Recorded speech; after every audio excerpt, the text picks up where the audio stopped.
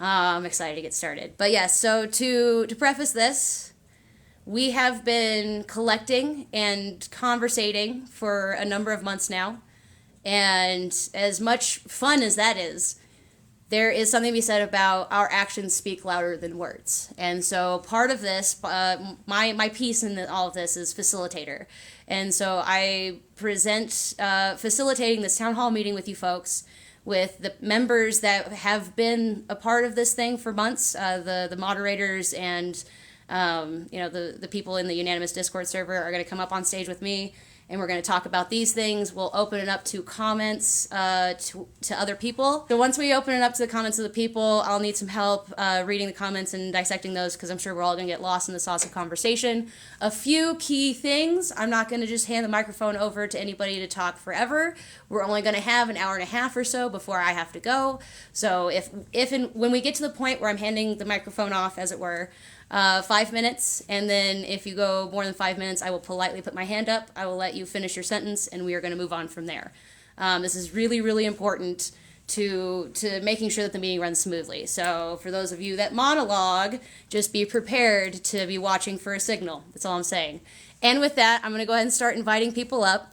Let me see how best I can do that. Working on it. I'm going to get you guys up in a minute. Sending them out now. Oh, there you are. And who am I missing? Am I missing?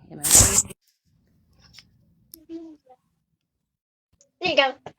Oh, Hi. welcome in, everybody. So to start with, let's give ourselves a few minutes each to kind of introduce ourselves. I'll start. We'll go clockwise, so this way. My name is Trip, and I am trying to start some action on a community level and expand outwards and give space for people to show successes to make further change. And that is partly what this whole thing is. These people have been working with me in some capacity for the last couple of months, and we're gonna try and do some stuff with it. So with that, I'm gonna turn it to Grendel Prime here. Just a quick introduction, if you wouldn't mind. Sure thing. Grendel Prime or Vance, you'll hear both, probably. I have some severe experience in project management, as well as some political background, having made an attempt to run for office and being very politically minded. So I'm excited to be part of the whole venture, as well as Trip's adventure here locally in Colorado on the Food as a Human Rights Project. That's not what we got. Yes, indeed. Real quick before we continue, if we can have people mute their mics until it's their turn to speak, just so that way we don't have interruption. I'm hearing some back feed and whatnot. I'm going to pull up the same for me real quick if I can. With that, Tony, how about you take your turn? You cannot mute yourself as the host, just saying. You cannot. I figured it out. Hi, everybody. I'm Tony. I am also known as Middle Road Sanity sometimes here on TikTok. I have a lot of political background in working with nonprofits, not-for-profits, campaigns, to make amendments, to draft bills. What else? Moderated like mayoral debates and helped with campaigns. And I'm also a musician and a dad. And I'm just really excited to have found people who care about the same shit that I do here on the internet. That's the big one. All right. Thank you, Tony. And Destiny, will you say a little thing about yourself, dear? Hello. My name is Destiny. I'm very shy, so I'm not gonna say much, but I believe in the structure of our government. I believe in structure. However, the 1800s are way overdue for like an update. So I'm gonna be up with the blanket. The 1800s are up for an update, yeah. 200 years after. It'll be a good update. I think that's very well said, Destiny. Thank you for being here. I much appreciate you being here. Much needed perspective in the chat. So thank you for being here. Magic, it's your turn. Well, I'm Magic. Let's see.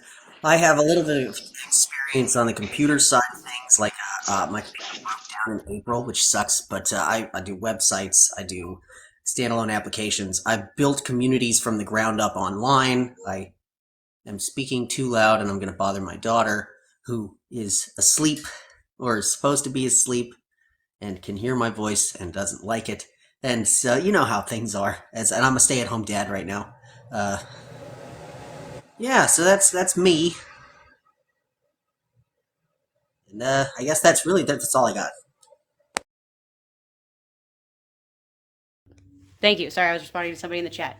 Yes, thank you, Magic. I appreciate you. And so yeah, this is the core team so far that we have built here at Unanimous. And with that, I'm going to go ahead and just get into it. Our buddy Tony here has written quite a few pieces of work that are definitely worth reviewing. That I'm going to talk about with these groups. And basically, what I want to start off by saying is that there is basically three pillars, three branches of what this movement can become, and what if we start working in the lanes that we see ourselves in, we can make some progresses. So to quickly go over the three pillars. The first one is influence. That would be the front-facing people who are putting out the content and perpetuating the message of the golden rule. And that is where the Common Sense Revive piece comes in. And there's a bunch of really good tidbits there, but I'll get back to that. We'll circle back. The second one is political action. This is where I really want people who are politically minded to start teaming up and start looking at candidates that we want to as a movement hold up, as well as looking at the logistics of things and maybe putting forward some lawsuits, some legislation, some actual political movements for the betterment of protecting community action. Like if it's good for that community and that's what they agree upon, it should be protected. It should also be working towards dismantling things like Citizens United, as well as protecting the consumer from private equity. These three things I think are the main political realm of Unanimous. However, that is open for discussion to whoever feels inclined to participate in that group. And then for the third one is the citizens themselves. This is everybody else who doesn't find themselves in the first two pillars. That is the people who are going to be picking up community gardening, and a bunch of other options that we'll put on the table. I want to put up so many options for people to get involved with the people around them that they live next to, that it's going to be harder not to pick one than it is to pick one, that kind of thing. And so those are the three branches in essence. And for that, really quickly, I just want to open it up. Anybody got anything to say on these three topics? Yes, you can definitely read your notes.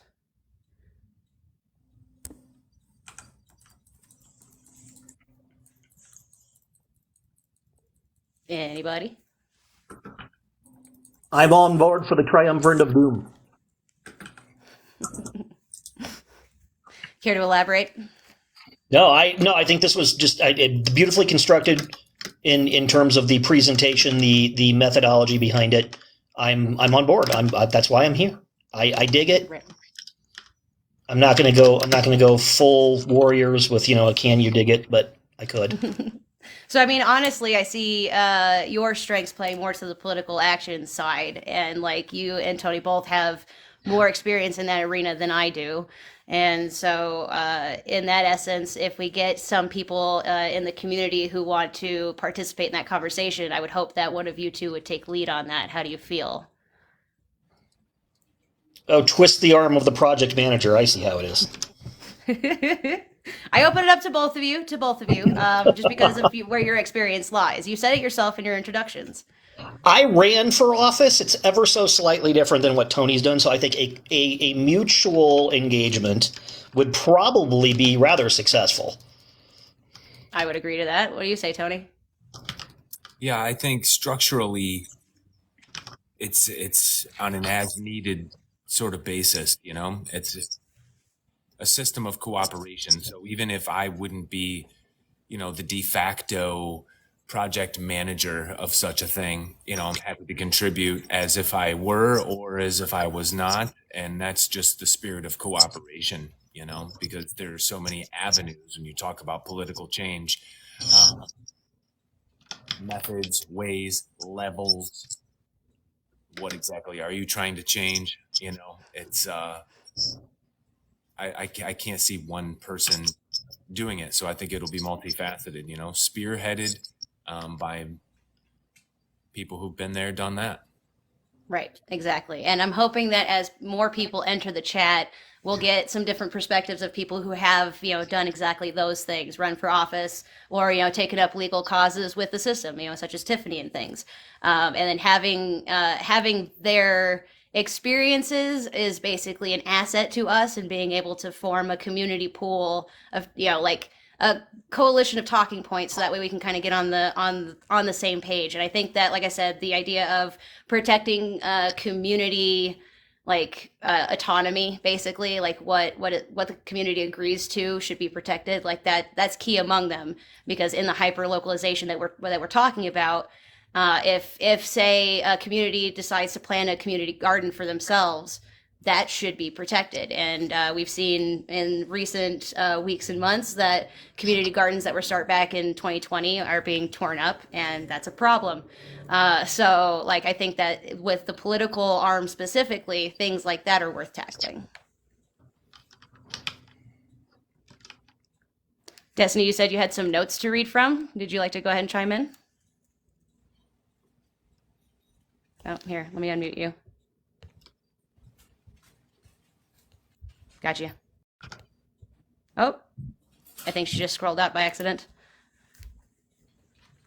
Wait till she comes back in. Magic, you've been quiet. What are you thinking about all this? Well, I like it. I'm on board. Quiet intentionally, because apparently my daughter is awake. That's fair. That's fair. She loves and wants steady, so I have to be careful that I don't speak too loud and disturb her while she's falling asleep. Then can I give you a side project and help me manage the chat, because I'm not being able to watch it? Oh, I'm watching that. I got Thank you you on that. Yeah. You're a moderator on my lives, right? I don't have to. Yes. Okay, cool. Good. If you see anything worth checking out, I don't know. I will. Signal me I will interrupt. I will just talk over everyone until everybody stops talking, and then I will be like, "Yeah, hey, remember this thing about? Hold on, I'm just gonna shut up now." All right. So the political action thing itself, I think, is something that can be not fully. What's the word I'm looking for? It's not going to be something that is set in stone right away. It's something that can definitely be amalgamous and malleable to each community's needs. But I think that we can take a macro view to it in the idea of, take the individual responsibility kind of thing and make that a community level protection. And there's other things in there as well. But to wrap around to the citizens, to like citizens movements and getting involved in local community. One of the things that I think the tenets of what we can do as far as helping ourselves is this idea of like community organizing in the way of, I was thinking community dinners, giving people the space to do something is usually the course for action. I just recently watched. Go ahead. Bob Swarley. I legally cannot run for office, but drive local community protections guidance on a government level. So that's the kind of stuff we're talking about right there. Absolutely, man. That kind of stuff is, because there's more than one way to be a leader, and you don't have to actually participate in this system. There you are.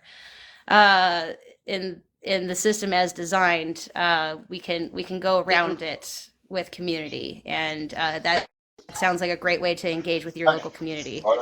Welcome back, my friend.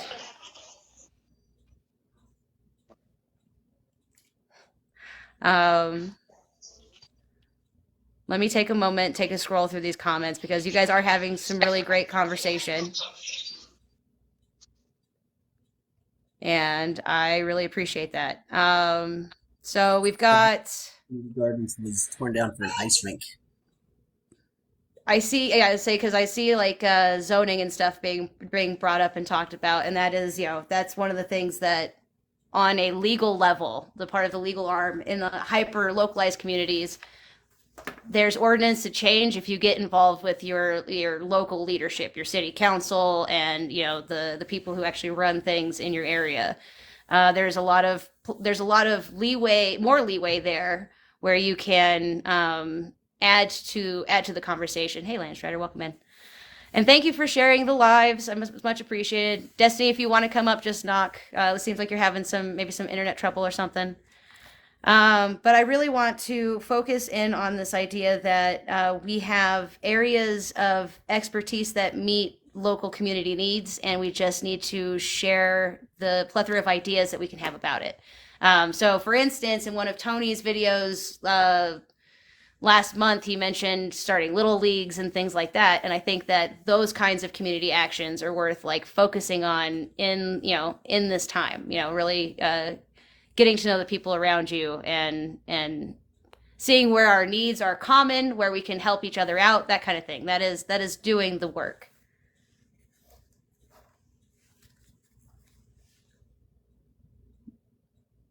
Now that's the citizens arm that is going to be part and parcel for joining this movement, is that people must see themselves and be able to do these things, see themselves as part of it. Thank you for the gift, Destiny. Let me know if you want to go live. Then there's the influence side. The influence side is the things like messaging, positive influence, and the espousals of good-natured sorts of things. Tony, did you reread your writing in preparation for this? Do you remember the Common Sense Revive stuff? Well, I try to find it here in the notebook. Of course, it's been my brain for many moons.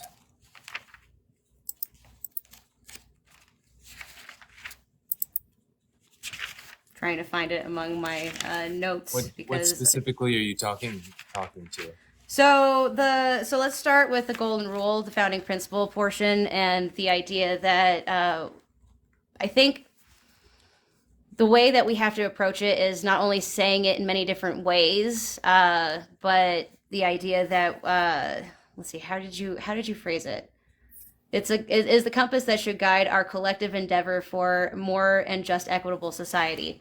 That idea of using it as a compass, as a principle, as we were talking about earlier. That's right.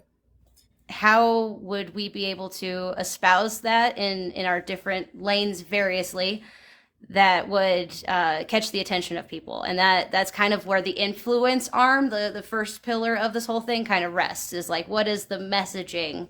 And I feel like there's several things in Common Sense Revive that we can point to as part of that. For me, it's the murmurings of the citizens themselves, the things we watch, the things we read, the songs we hear, the podcasts that we listen to, the books that people are reading and talking about on those podcasts and stuff. It's like we're not talking about the course corrections of society, like on a macro level. Like we get caught up in these things that what I would call cancelable. We keep getting caught in all the spider web of cancelable topics. Good Lord, cancelable topics. And so for me, a guiding principle is, it doesn't have any ideology attached to it. Principles are just like guiding forces that you can point to: religions, ideologies, isms, capitalism, communism, all the, you will find pieces and traces of what I call like ancient principles in almost every single one of them. I think there is some kind of common set of beliefs that most human beings would share. And I think those should be the guiding principles. And the golden rule, I think, is a pretty easy one. Someone earlier in the live today mentioned the platinum rule, which is treat others how they want to be treated. The golden rule is treat others how you want to be treated. I would argue that, it takes a long time to figure out how you want to be treated. But that's probably a story for a different day. Well, I mean, there's the basics. We all want to be treated with kindness and respect, and I think from that we can, in the platinum sense, I think the only thing that really works against that rule is that on the spot, I don't know how a person wants me to treat them, but I know that I would want to be treated with kindness and respect. So if I go from that first, it can grow into whatever it's going to grow into. I do see some comments in the chat that I wanted to address real quick, with Swashy talking about some communities have been significantly harmed by people who promise unity but don't notice who's not at the table. That's actually a very important part and piece to it, is the idea of allowing space for these different perspectives, these peoples with different needs and things to be at the table of conversation. And even when they're not represented adequately, being able that they hold those spaces for people. I think that in each community lies some points for that, as well as a grander discussion to be had. But in the key sense of trying to get on people's level, that idea of like sparking the thought that leads to the community action. The essence and nuance of which it has to be cited from several different key features. Like for instance, the problems that we face are many faceted, like literally hundreds of them, and there's not any one thing that like a person can do it all kind of thing. It is instead a collective action that's going to like strengthen the bonds in its totality. And with that, like, what I want to present, especially in the citizens arm, is enough choices and opportunity and like ways to engage on their local level that, like I said, it was going to be hard for them not to see themselves in it, not, and in that respect, kind of help aid the engagement process. And I think that in that way, both the first pillar and the third pillar are really connected in that way, because the influence arm is going to have to speak the message to get people in the citizen arm to be active, and like that kind of thing. And so that, one begets itself, and then the political arm is more as a shield. I mean, honestly, it has the potential to become a shield and sword against the way the system is now, and as a way to change it. So it all has such grand potential. Now we have to fill the roles and do the work and do the things. So that is most important. I see myself most as the influencer, the front facing, media person. So I'm be working with whoever feels inclined to do so, to come out with these sorts of messages in our own lanes, in our own ways, and being able to like make a conversation that is tailorable to the different perspectives, but at the same time, hold these key principles to heart.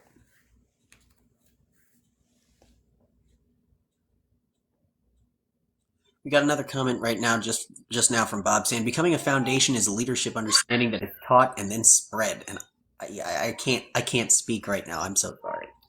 That's okay. Thank you for pointing that out, because he's absolutely right.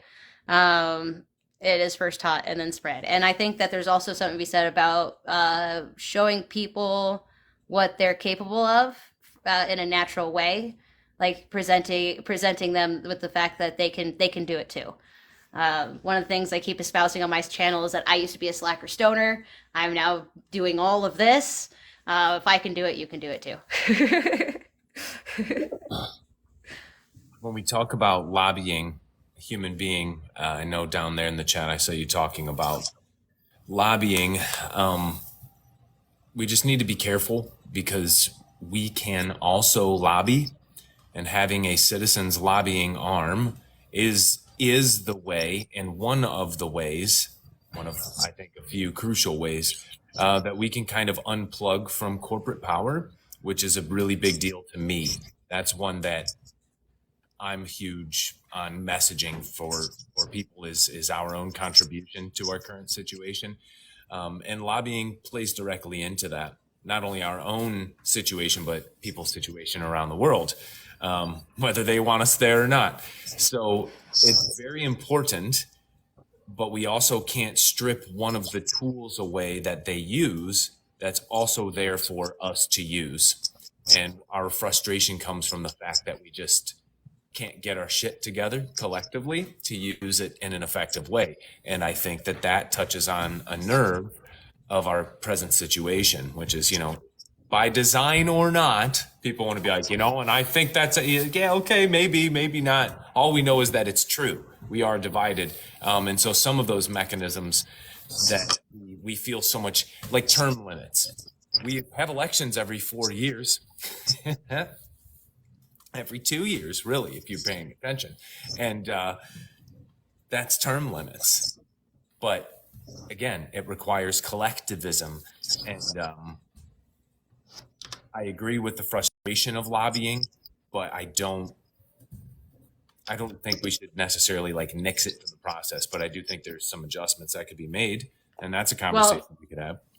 Absolutely. There is the key of what lobbying was presented as being, because the people who run the government, the politicians and stuff, are not meant to be know-alls, know-all be-alls. And so lobbying, in essence, is supposed to be the experts of different industries weighing in on what would be known to do, for their industry. For instance, if you look at oil or textiles, of all of these different things have a lobbying arm of their own. And what initially it was supposed to be was a way for the leaders of the nation to be better informed in the policies that they made. It has since become way corrupted with the whole all of it, just almost all of it, but the core essence of it does stand to reason. And he's absolutely right in saying that the citizens lobbying arm could do many a great thing for us. And maybe that is what part of the political pillar is we get involved in the actual lobbying of things. I mean, we have political action groups written on the pillar itself. That's key process part of it. We need a team in order to tackle that and be fervent about it. And I don't have that sort of mindset or skill. So I'm hoping to depend on other people getting involved here. That's like Horton Hears a Who. You guys remember Horton Hears a Who, the Dr. Seuss story? We are here. And sometimes there's this thing called political theater, and we're frustrated by it because it's used against us, right? And sometimes political theater isn't necessarily used to pass something as much as it's used to just get something into the national dialogue, right? And so to me, when we're talking about the pillars of a movement happening, we do have our influencers making noise, lots and lots and lots and lots of noise. And we have the political arm, and I'm a realist, so I'm successful in their endeavors or not, as long as the whole thing is functioning, there's people hyping up their actions, successful or not. Noise, noise, noise, noise, noise. The system's broken, take the money back. Whose money do you take? The system's broken, We are here, over and over and over and over and over again. And it's going to take a generation of people doing that and having kids growing up in that environment to where I think something so big can be molded in perhaps a proper way. Right. Absolutely. I see it. I do. It definitely takes a lot of collective upheaval and ennui and all of these feelings to really surface and flow from a great many people, and getting to that point where we're saying the message over and over again, so people join us in chorus. I think is a really important part of the journey. And that is where that is pretty much in essence where we're trying to get all the eyes on the prize, collect our numbers, and become organized, as it were. So that's it. So hey Emperor Andrew, welcome in to the meeting, my friend. Grandel, you've been a little quiet. What do you got to say about this? What are you thinking? I'm formulating a 501c3 in my head.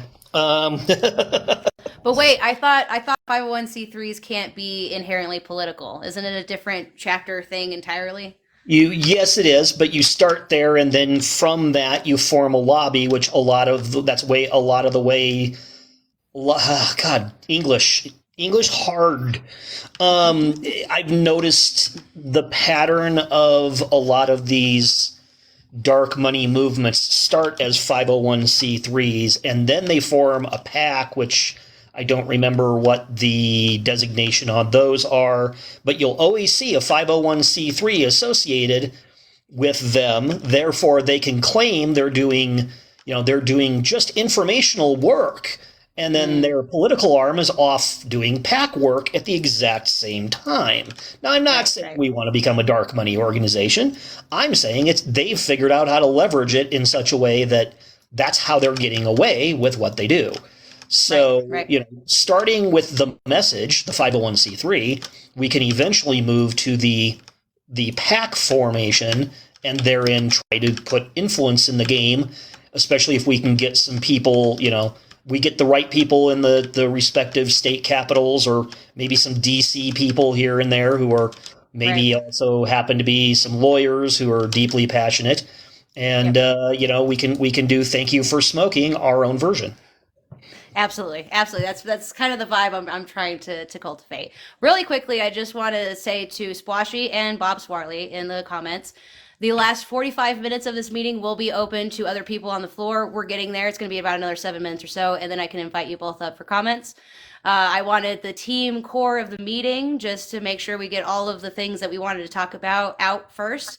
And like I said, we weren't going to get to everything. There's a whole other half of the page I didn't mention about the handbook we did not get into. However, I am going to be opening up the other boxes to comments for the last 45 minutes. And then at 7:30, all of this will be ending. So, because I got things to do. But I really appreciate you guys being here. If you can hold out with me for another 7 minutes, I'll get you guys both up here so y'all can say your piece. I really appreciate your participation in the box and everything. We just only have a few more things to get to real quick. So thank you very, very kindly for being here. And yes, I will have you up to speak very soon.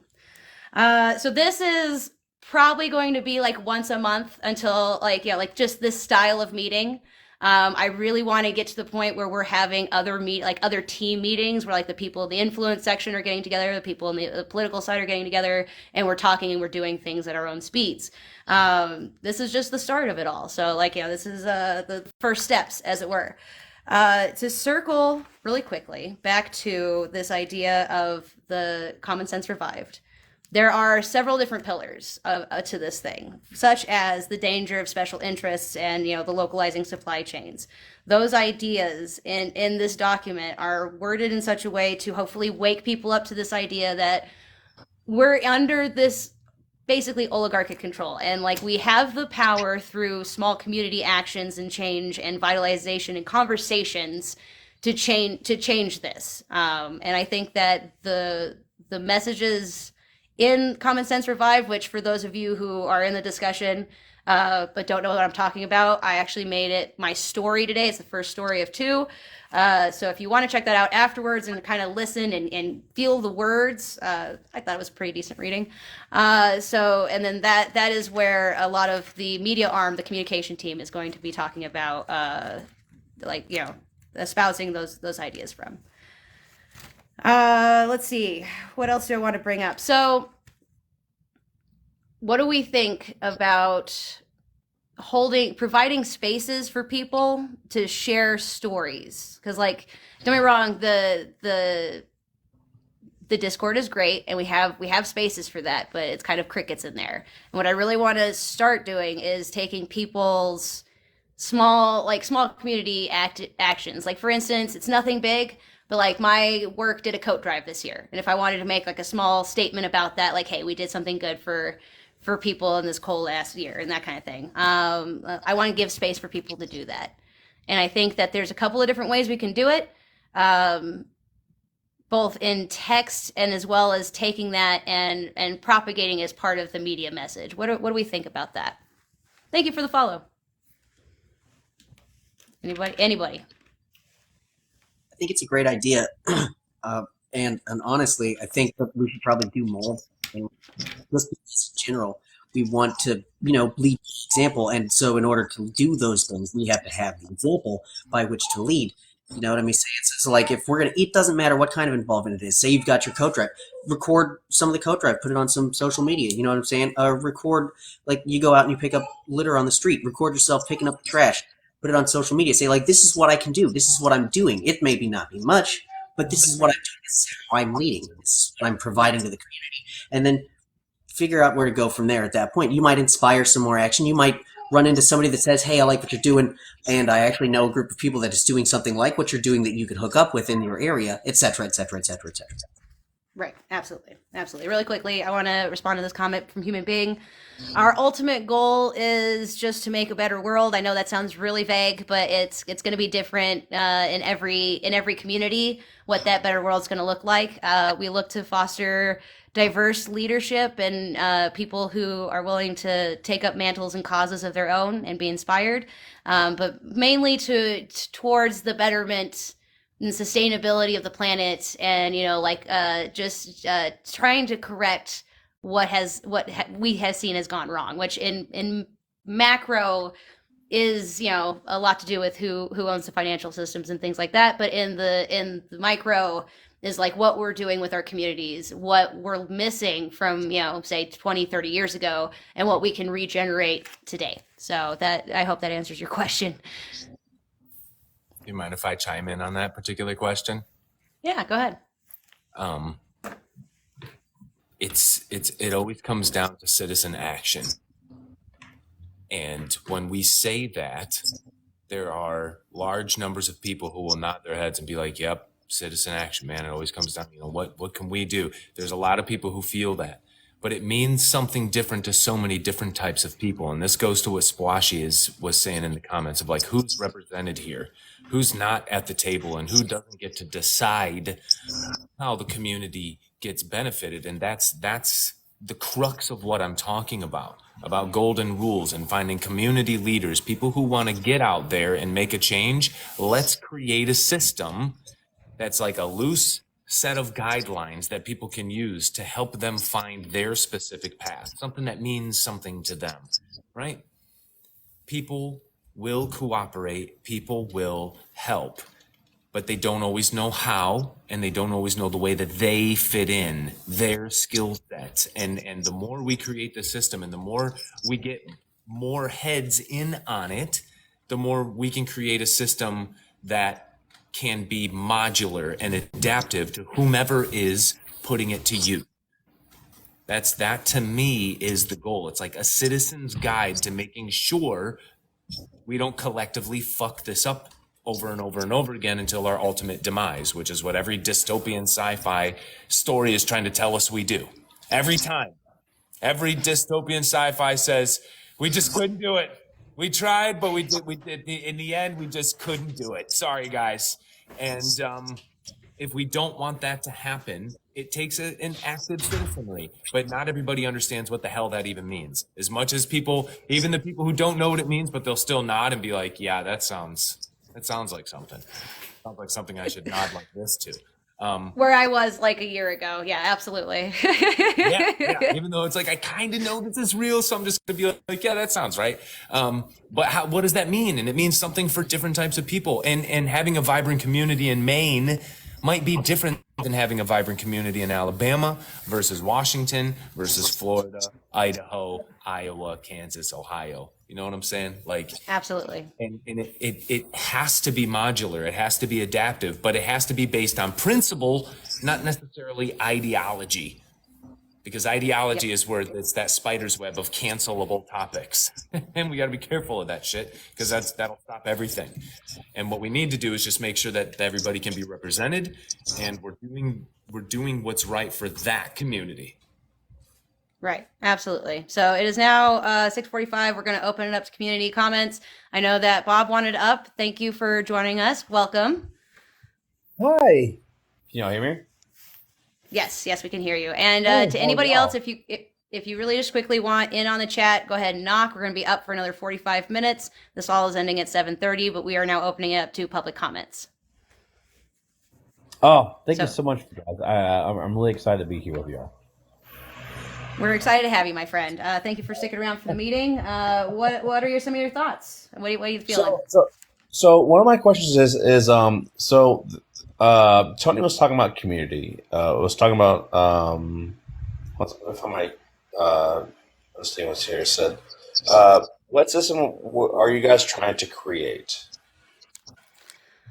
That's a good question. I know that that is a big part of like, did you, okay, so to clarify, do you mean like like the financial systems that we were working on, or just like the system of operation that Unanimous as a movement is? So the primary system that you guys are trying to move forward to create. What is the system that you guys want to create for y'all? Whether it's financial, political, social, economical, so on and so forth.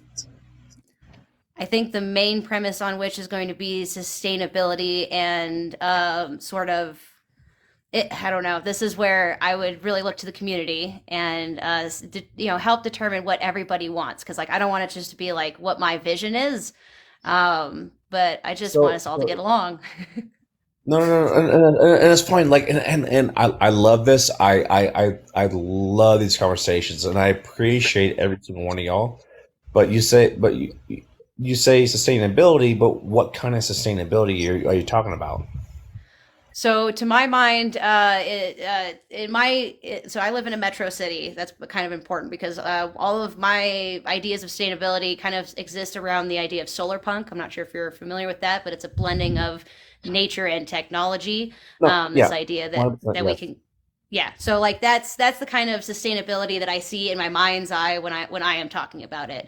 Getting So, to the point where, go ahead. I mean interrupt. So it's a mixture of metropolitan with certain areas that maintain an agricultural system with Yeah, that. yeah, like in the idea of hyper localized communities being able to, even in a metropolitan city, have a sustainable source of, whether it be like reimagining food forests and things like that, or yeah, I'm working on food as a human right for the state of Colorado, so like that's kind of bigger scope outside of like what the full movement is, but like it's the project that I'm working on and would like to showcase successes with, and that kind of thing. And I think that Oh, it's part of the 100 different problems that we face.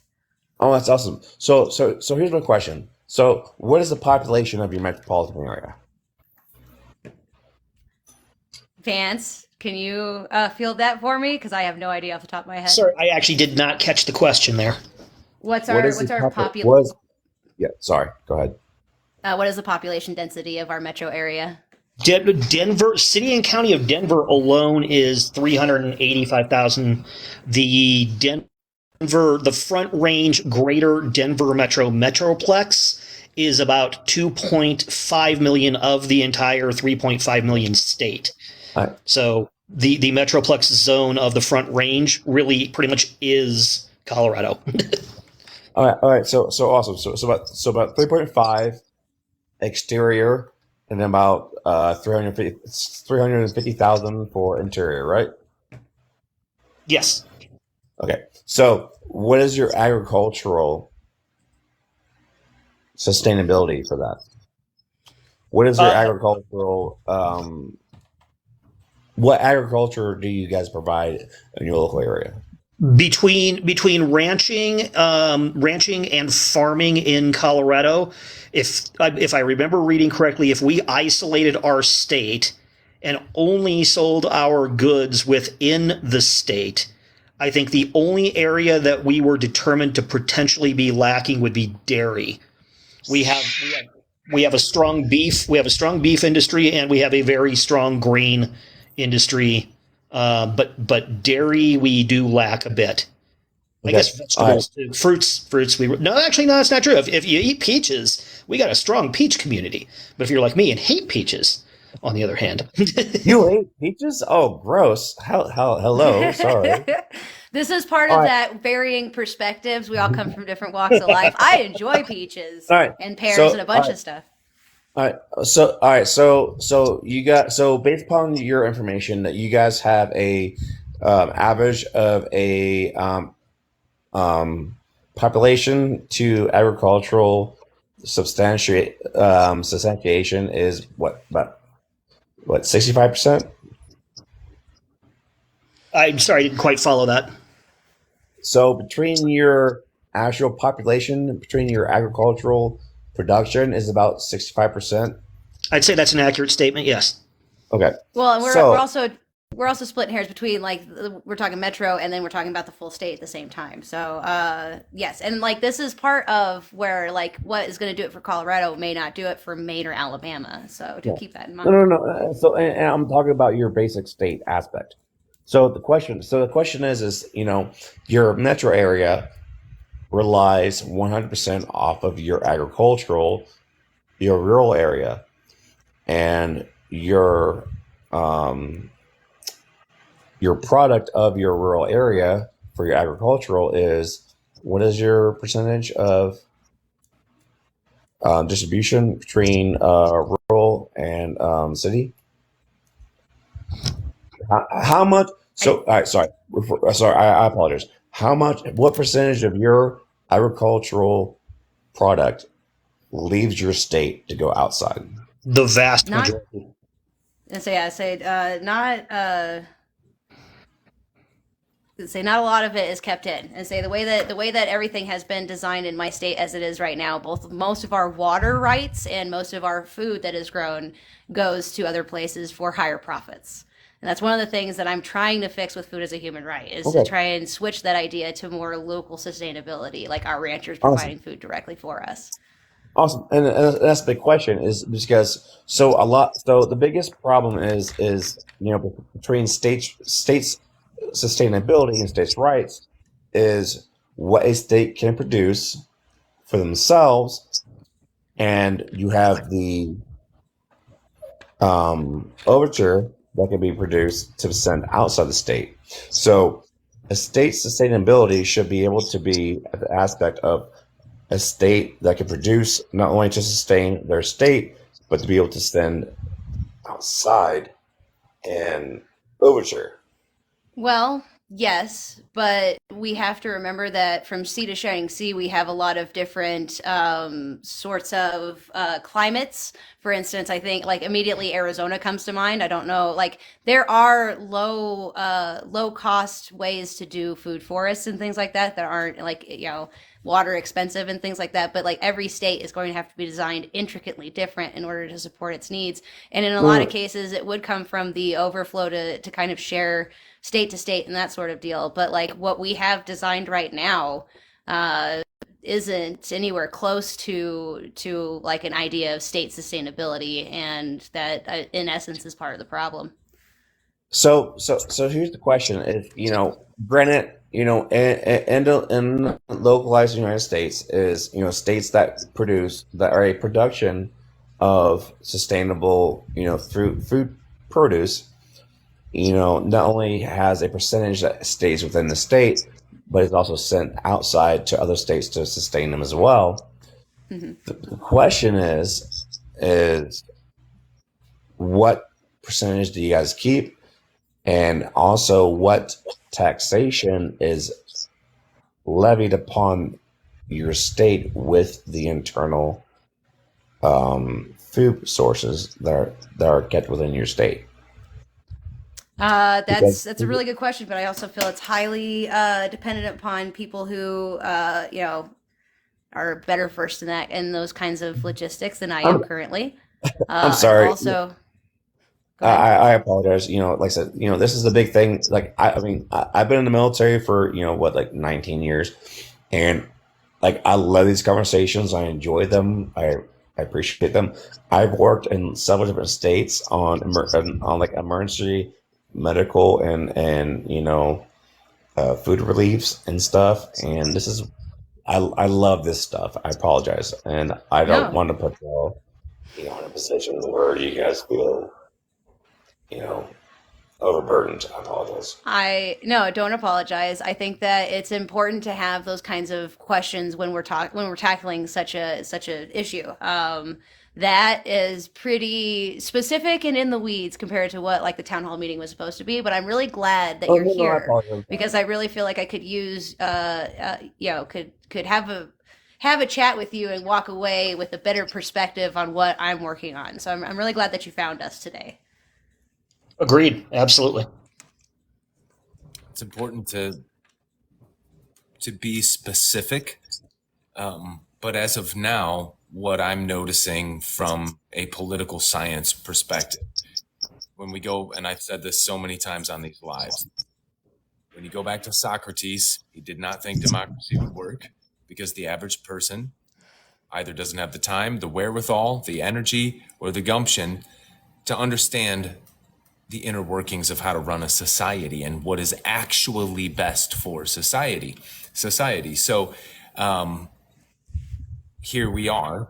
And to me, the crux is no matter what system people are vying for, no matter which approach we are trying to do, there are certain principles I think that we can lean on, which is what we're talking about primarily here. But it's also,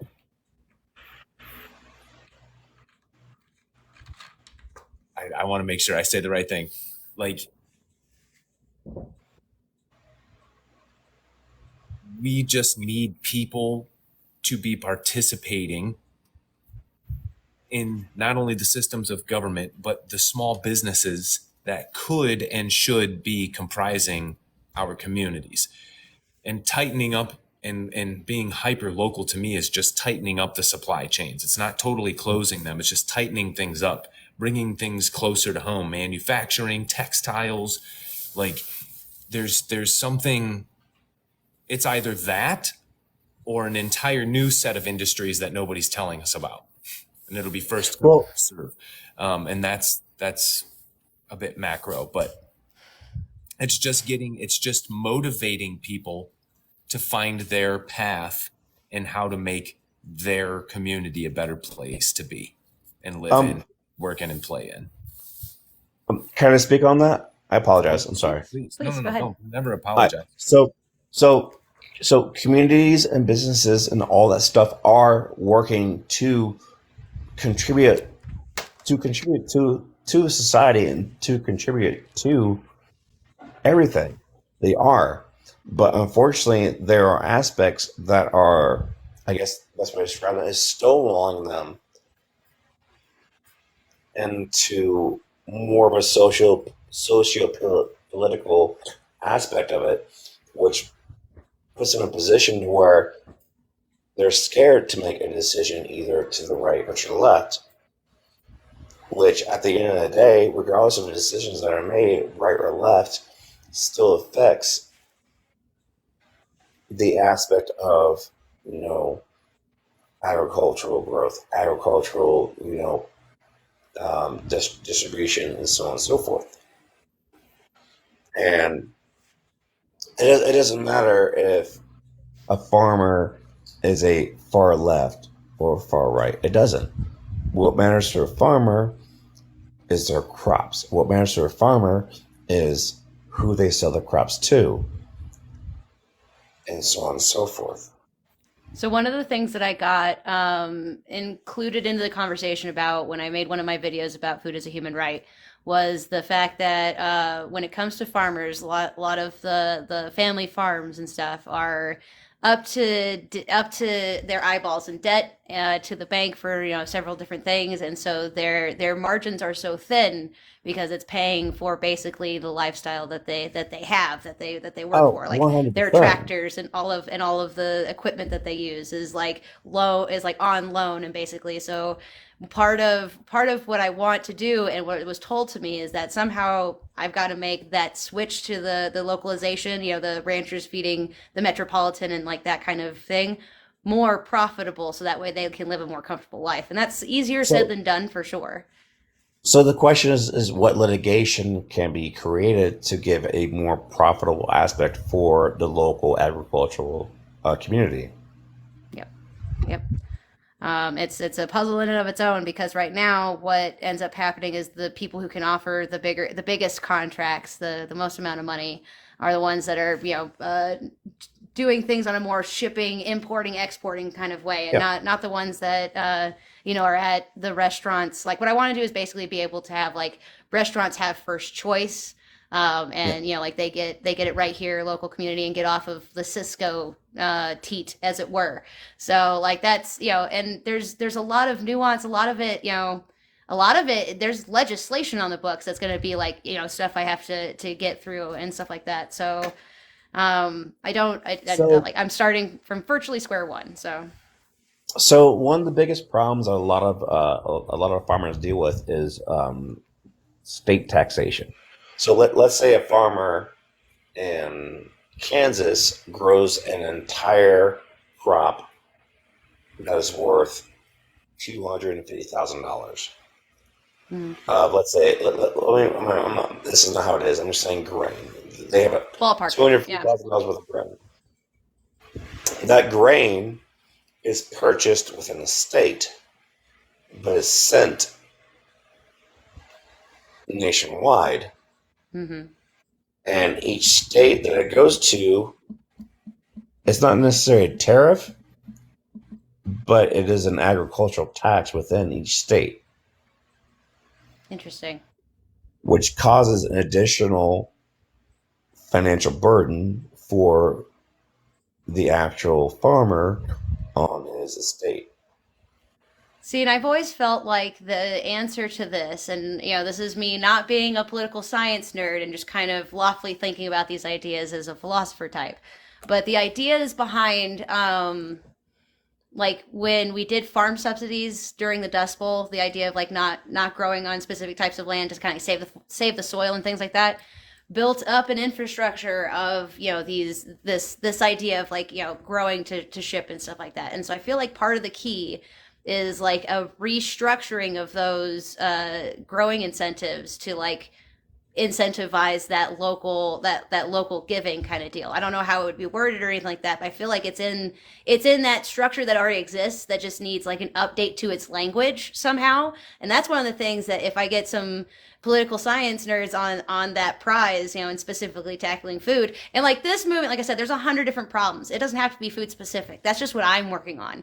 But like while we're talking about it, if like we can find a way to open the discussion in a legal sense to start safeguarding these these things and changing that language, that would be, I think, worth it for the people. And so, but it's like it's an industry that has been structured in such a way to feed the masses, and as Smuggler said up here, let me get to it. On a macro level, on the topic of food, we toss billions of tons. We produce far more than we consume. Like I've always said, it is a distribution problem, and Oh, so 100%. solving the And distribution problem. it's a massive distribution problem.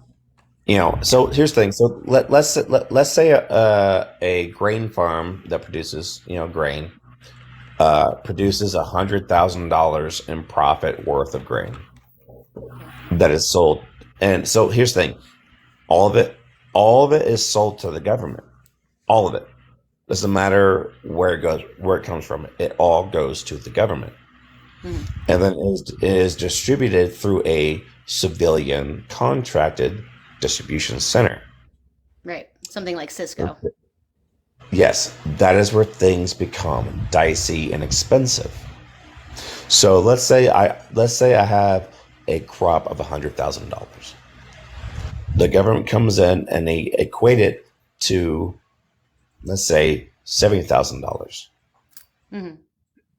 for profit, Right. minus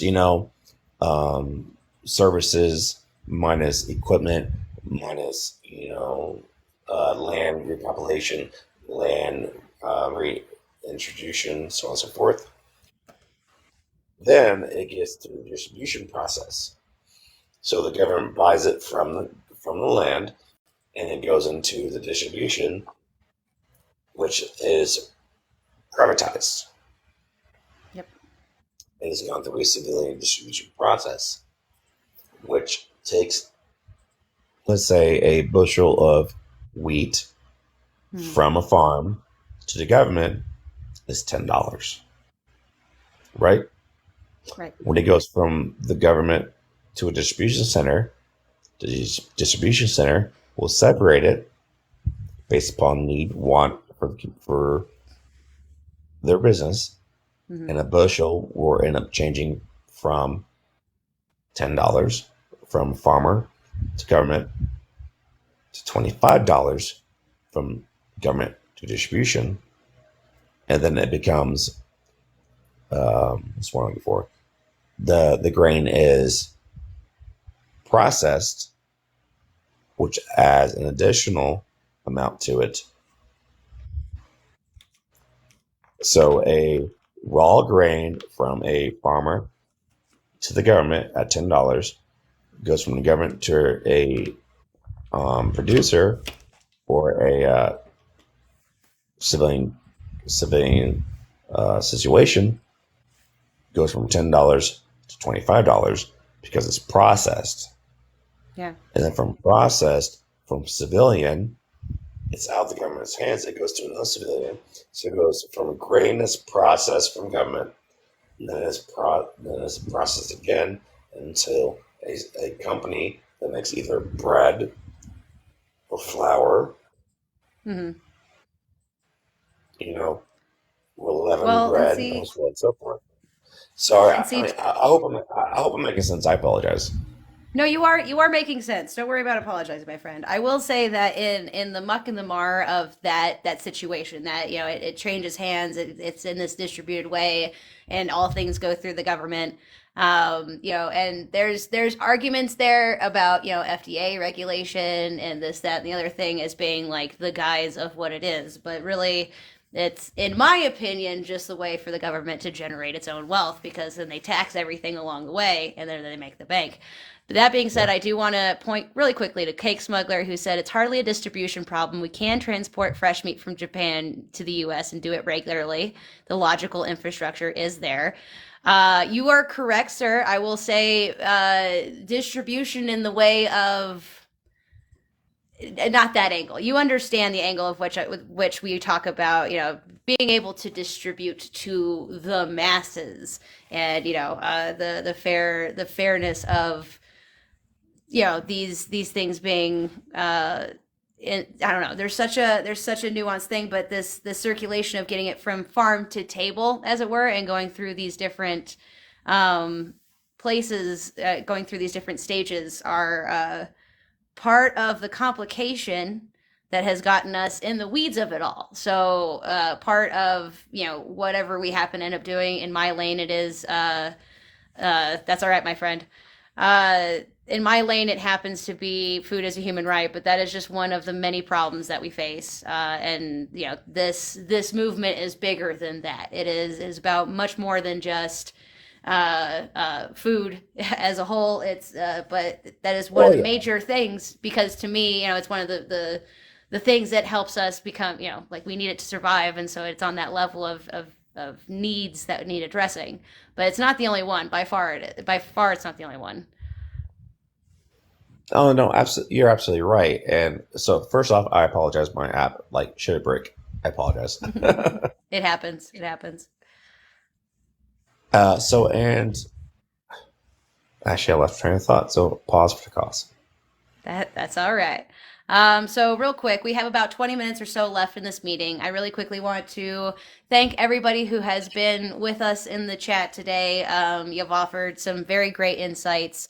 This is the start of something that's going to be building momentum over time. So this isn't meant to get everything done at once. This is the opening of the door, as it were.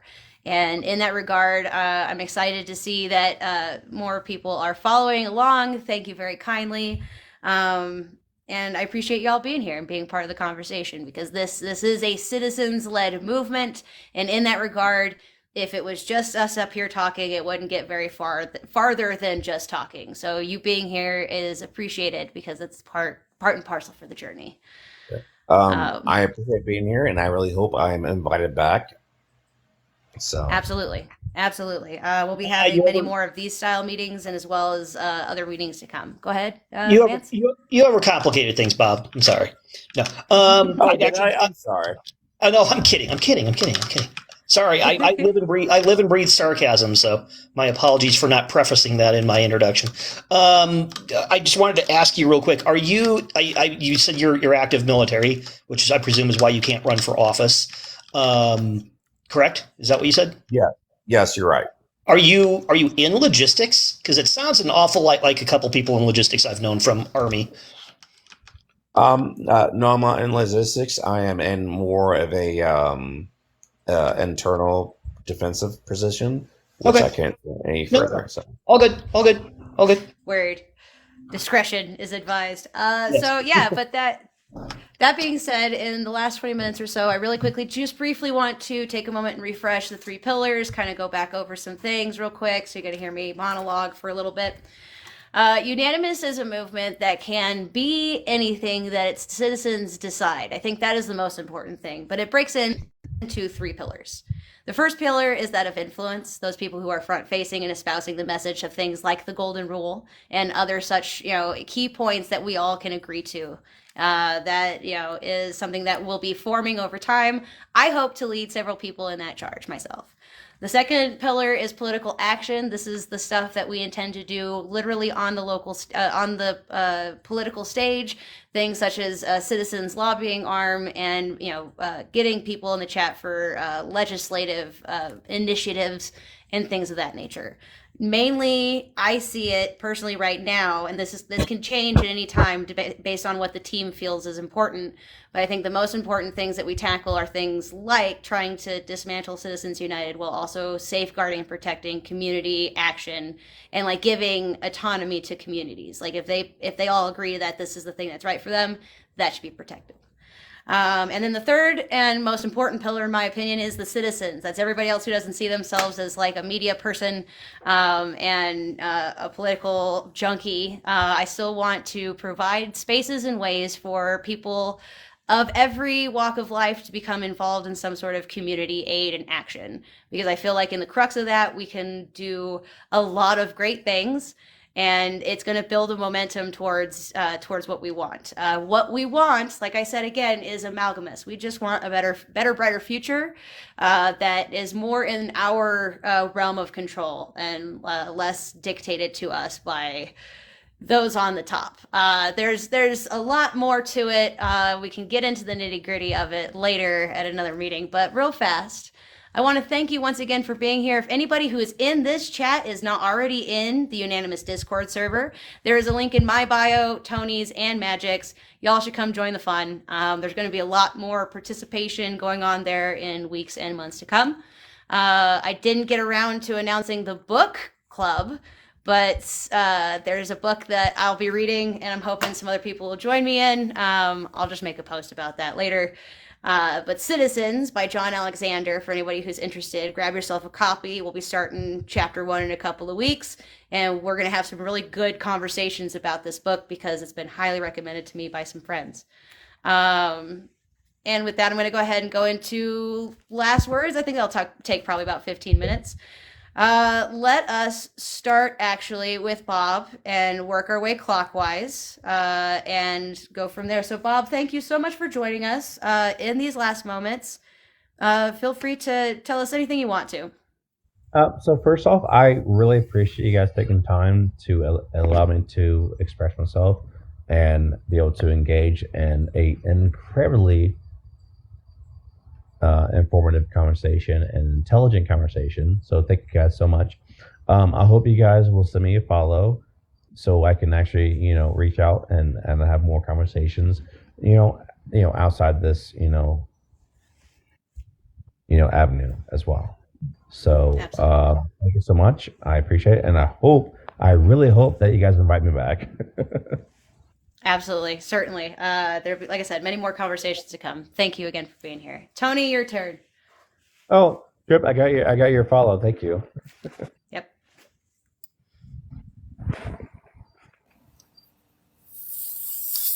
Final thoughts. I love analytics and stats and structures. But when we talk about changing the world, and I bump into people who can handle the load of data of handling things on the micro level, I get ecstatic. But I want everybody to remember that trajectory is everything. And I would dare anyone to find me a politician who is talking about landmark achievements. Like, where are we going to be in 10 years, 20 years, the vision, the end goal? Because none of the logistics will matter if we don't have a clear end goal. And I would urge people to remember that there are people who meet annually, semi-annually, sometimes monthly, sometimes weekly, who are thinking about those things and are making those types of long game plans.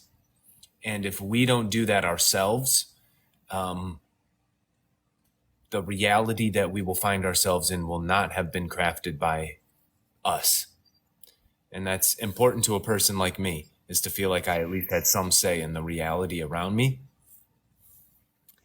And I think we need to talk about our end destination a lot more. Like, what does a good society look like? What does it look like?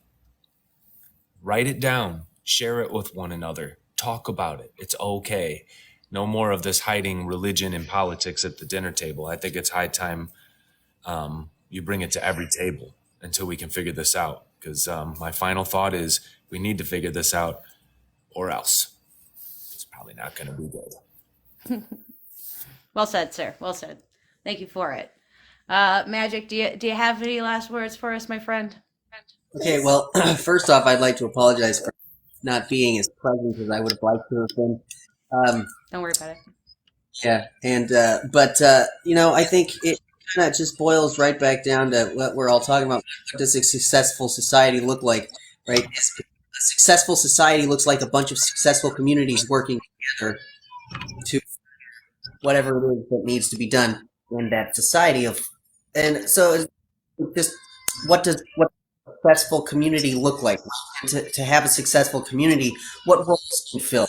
We need to figure out who needs to do what. Like, does my community need to have an agricultural department of that community for it to be a functional, successful community? Or can we say, buy our food and then figure out what else we can do with each other at that level? And it works in different ways. So really what a successful society looks like is a bunch of successful communities working together. So that's where we really need to figure out how to start, is how do we make a successful community that can then work with other successful communities? And those are my final thoughts. Right on. Thank you for them. Human being, I'm going to give you a moment after Grendel goes real fast. Go ahead and speak your last words. I'm going to let Human Being up here for a few minutes, and then I'm going to say my last words, and we're going to get on out of here. We got about 10 minutes left. Vance, thank you for being here. Always. What we got? I'm feeling. I'm hearkening back to some words from a movie, and I'm not going to go there because it's an obscure movie. You know it, but yeah, it's obscure enough that I don't think anybody will get it. So I'll just say that, it's conversations like this, hearing people bringing all the ideas together that really make me want to go listen to some good political, angry music. I want some Rage Against the Machine. And that's what we need. And that really kind of is the culmination to the statement to me. Rage Against the Machine. Not the band, not the music, the movement.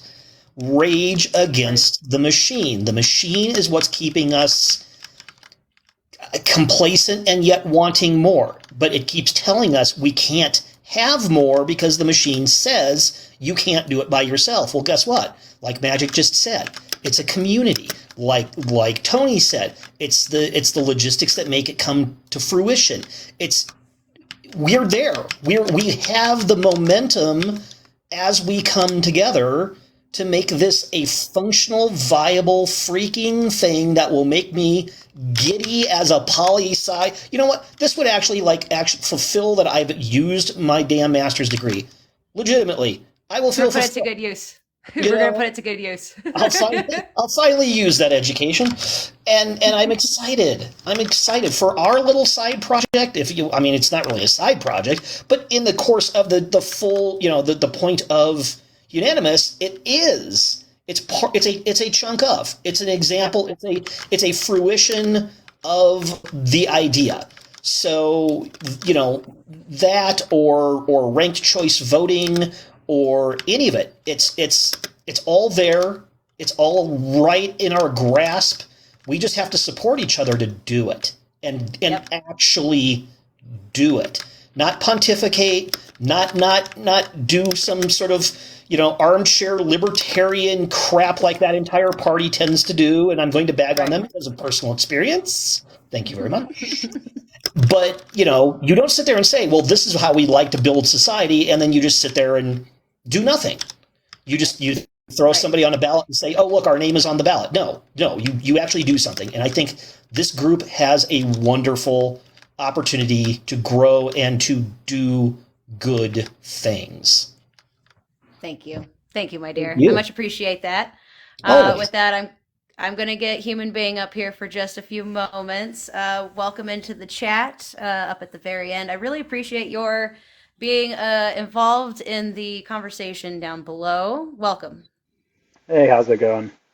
I was in Tony's live earlier, and I was just kind of doing some stuff outside my cabin here. I really wanted to come in because there's a lot of things that were brought up during this, like about,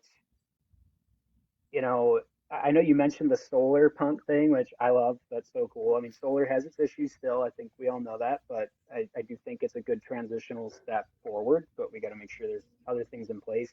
I'm not really so good with the whole politics side of things, but I have been spending a lot of time experimenting with ways of living more sustainably and just trying to work with nature and not fight it. I think that's kind of the way forward. I think we can all kind of agree on that, and it will help people get their freedom back if they're more sustainable. And I love the whole golden rule thing. I try and live by that. So I'm totally on board with all this. This is great. Like everybody else has said, I love to hear all this. So some things I wanted to mention, like I think earlier I was in Tony's chat and someone mentioned the Venus Project. Are you guys familiar with Venus Project? I'm guessing you've heard of it in Florida. The guy, not something I'm familiar with, no. He passed away recently. He was an older gentleman that pretty much like came up with a whole new design for society, financials, everything, like a whole different economy, a whole different work schedule, everything. And unfortunately he passed away, and it was like crushing to their community and everything. But I still think a lot of his ideas are still really close to what we're talking about here. And I guess, have you guys heard of earth ships? Have you heard of like the sustainable earth ships out in Arizona that they've built? Yes, I have heard of those. So how much of this is focused on really trying to make sure that we're getting more sustainable housing? Because I think stick building's great for certain areas, and like you guys have mentioned, this is all very specific to different areas. They're going to need different things tailored for them. But when I picture like humanity moving forward, I think of everybody having homes that we no longer build houses in these communities that are not harnessing the power of the sun. Like we should be having, every house should be utilizing thermal mass, south-facing windows, so the sun comes in the winter and heats your floors, reducing the amount of energy we're using. And I think the only way we can really get there is utilizing a multitude of tools. So like we're getting really close to 3D printed housing. We already are doing it, but it's not 100% perfect, but we are so close. And I mean, I think like we have people that you talked about, food forests in this. There's things like rocket mass heating, which is super efficient with wood, and it burns off all the smoke, which if you're not aware, smoke is wasted fuel. So if we're burning all that off, we're getting cleaner output from all the homes.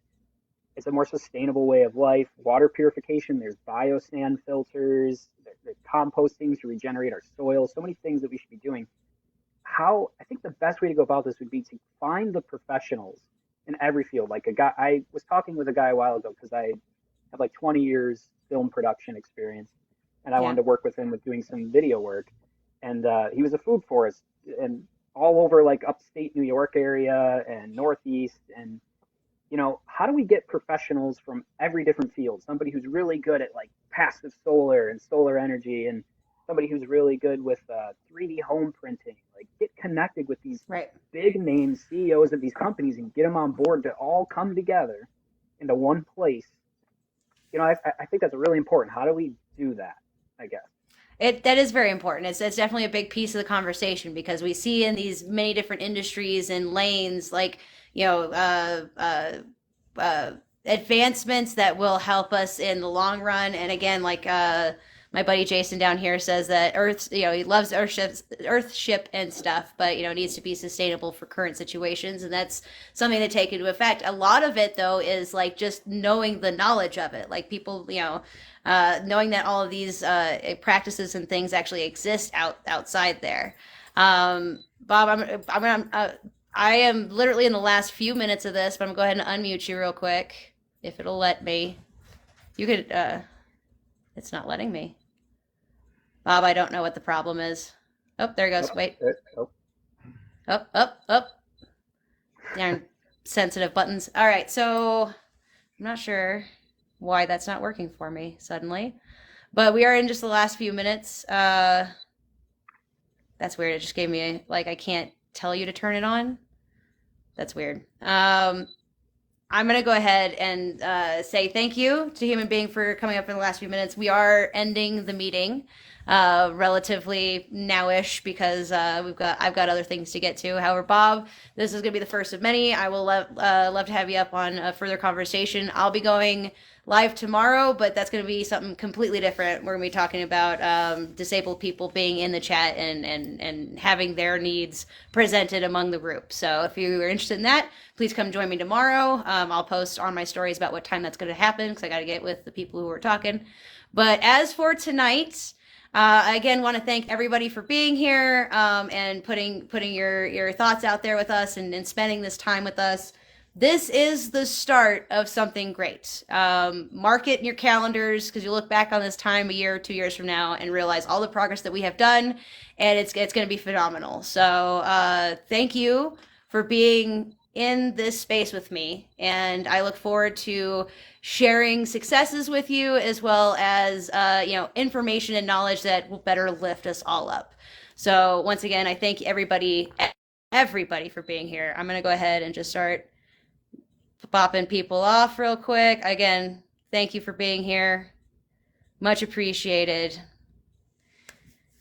All of your efforts are hopefully going to be well rewarded in time. Remember that this is not a marathon, or this is not a sprint, but it is only a marathon. And so we must take our time to pace ourselves, be involved in community, and speak with one another in good faith and respect. And I think we did a lot of good work here tonight, but this is just the start of much more to come.